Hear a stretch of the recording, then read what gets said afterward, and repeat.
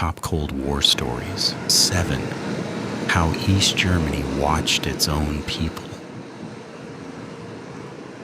Good evening, my friend.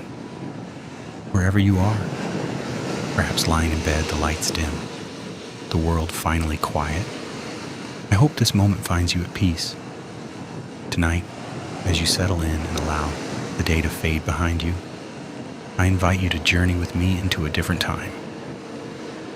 A colder, quieter, and far more watchful world. May your thoughts slow, your breathing soften, and may this story carry you gently toward a restful night. This is not a tale of loud battles or thunderous front lines.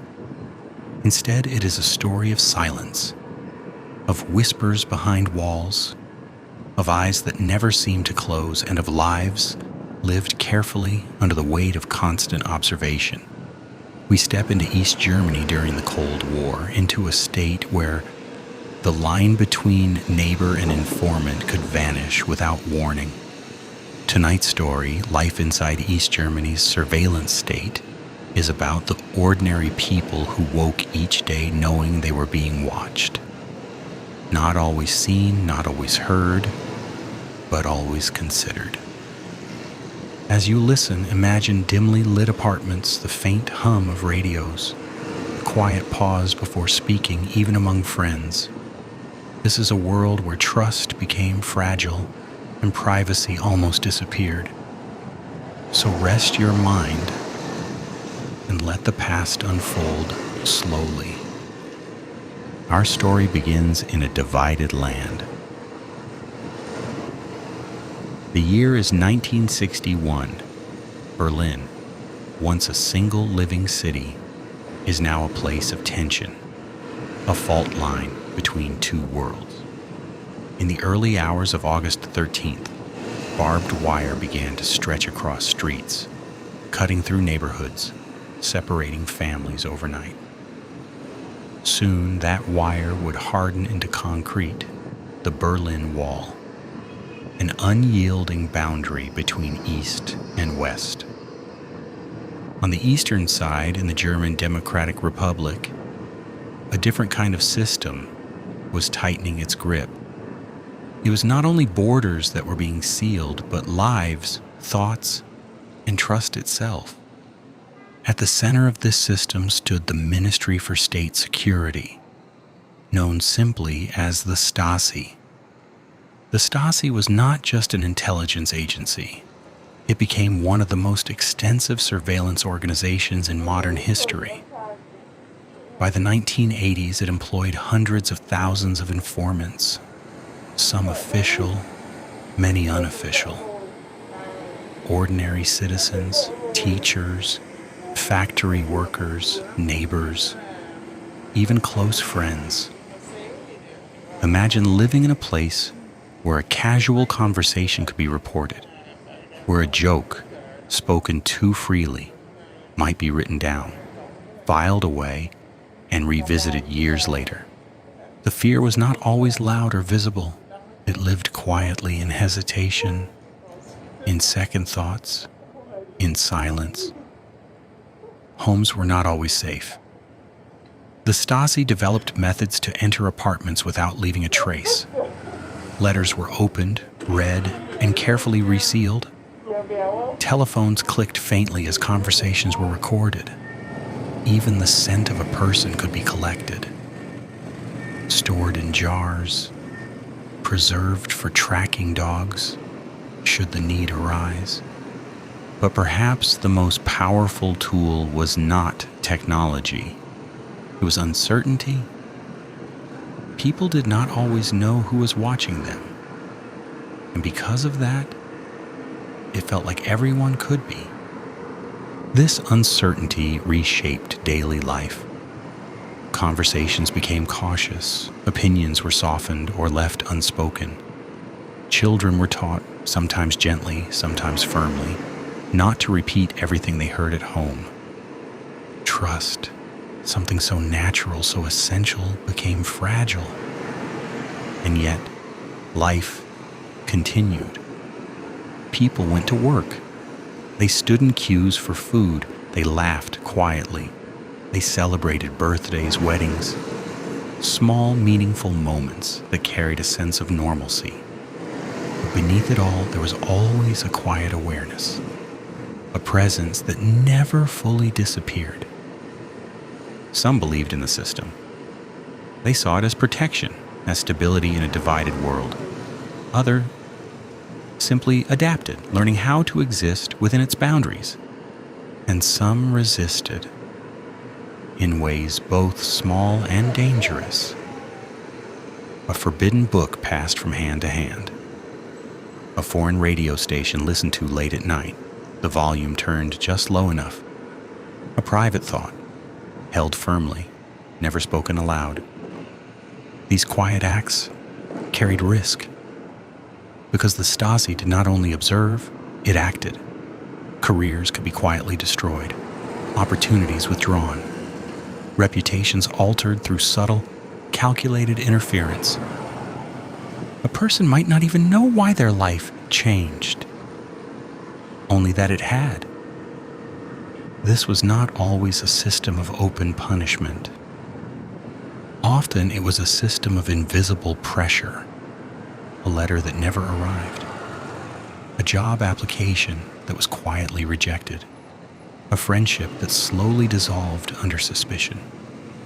These were the quiet mechanisms of control, designed not to create martyrs but to shape behavior, to guide lives without always revealing the hand behind it.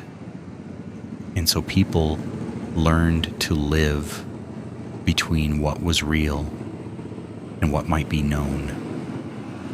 They learned the art of careful living, to speak, but not too freely, to trust, but not too deeply, to hope, but quietly.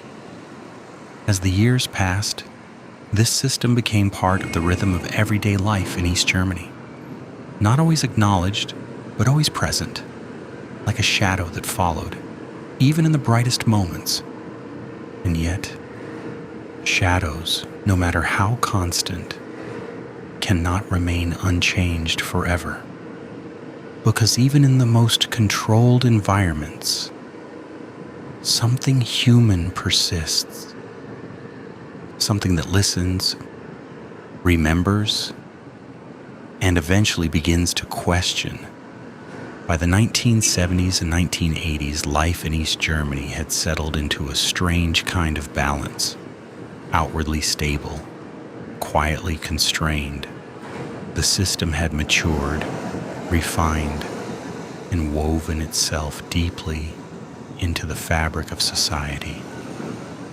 For many, especially those who had known nothing else, this was simply life as it was lived. Children grew up attending state schools, learning carefully shaped versions of history. They joined youth organizations, sang songs about unity and progress, and were taught the importance of loyalty to the state. To question too openly was rare and often unwise. Yet even within this structure, people found ways to hold on to themselves. In private spaces, behind closed curtains and kitchens late at night, conversations sometimes changed. Voices softened, but truths emerged. People spoke of relatives in the West, of music heard on forbidden frequencies, of ideas that did not quite align with what was officially allowed.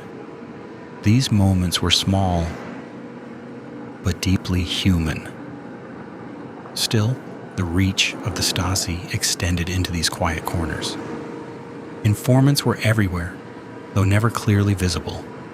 A colleague who listened a little too closely, a neighbor who asked too many questions. Even within families, there were rare but chilling instances where loyalty to the state overshadowed personal bonds. The result was not constant panic, but a slow, steady tension. People learned to divide their lives. There was the public self, The one that spoke carefully, followed expectations, and remained outwardly aligned.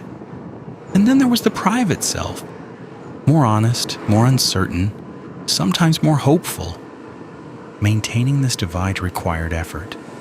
It demanded awareness, restraint, and a kind of emotional discipline that became second nature over time. And yet cracks began to form. Across Eastern Europe, change was quietly stirring. News, filtered, incomplete, but persistent, found its way through. The outside world was shifting, and even within the tightly controlled environment of East Germany, people began to sense it. In churches, of all places, conversations grew more open. These spaces offered a rare form of shelter, both physical and symbolic. Here, people gathered not only for worship, but for discussion, for reflection, for cautious expressions of dissent. At first, these gatherings were small, modest, easy to overlook. But ideas, once shared, have a way of spreading. By the late 1980s, peaceful demonstrations began to emerge. Citizens walked through city streets holding candles, their presence quiet but unmistakable. They did not shout. They did not rush. They simply showed up. Week after week, the numbers grew, and something subtle began to shift. The power of surveillance depends in part on isolation, the belief that one is alone in their thoughts, alone in their doubts. But as more people stepped into the open, even cautiously, that sense of isolation began to weaken. People saw each other. They recognized shared concerns, shared hopes, and in that recognition something changed. The system, so vast and so deeply embedded, began to feel less certain. Not because it had suddenly weakened, but because the people within it were beginning to see beyond it. The Stasi continued its work. Files were still written, observations still recorded. But the quiet confidence that had once defined the system was beginning to fade, replaced by something more fragile. A realization that control, no matter how thorough, is never absolute. Then came 1989, a year that would move quickly, almost unexpectedly. Protests grew larger. Voices once hushed became steadier. The pressure, internal and external, began to build in ways that could no longer be quietly managed. And then, one evening in November, a moment unfolded that no one had fully planned. A government announcement, unclear and hastily delivered, suggested that travel restrictions were being lifted. The message spread rapidly. People gathered at the Berlin Wall, curious, uncertain, hopeful. Guards, unprepared and unsure, faced crowds that did not retreat. And slowly, almost quietly, the barrier that had defined a generation began to open. There was no single dramatic command, no thunderous collapse, just a gradual human moment. People crossing, embracing, stepping into spaces that had long been forbidden. The wall, once so absolute, was no longer unbreakable. And with it, the vast system of surveillance that had shaped so many lives began to unravel. Files were abandoned, offices left behind. The quiet machinery of observation slowed and then stopped. For those who had lived within it, the experience was complex. Relief, certainly, but also uncertainty. Questions without easy answers. Relationships reshaped by revelations. Who had watched, who had reported, who had known. The silence that followed was different. Not the careful silence of fear, but the open, unfamiliar quiet of freedom. And in that quiet, people began slowly to rediscover something that had long been fragile: trust. And now, as our story gently comes to a close, we return to the quiet of the present moment. The world you live in tonight is different, yet echoes of the past remain, softly reminding us of what once was. The story of East Germany's surveillance state is not only about control or fear. It is about people, ordinary lives shaped by extraordinary circumstances.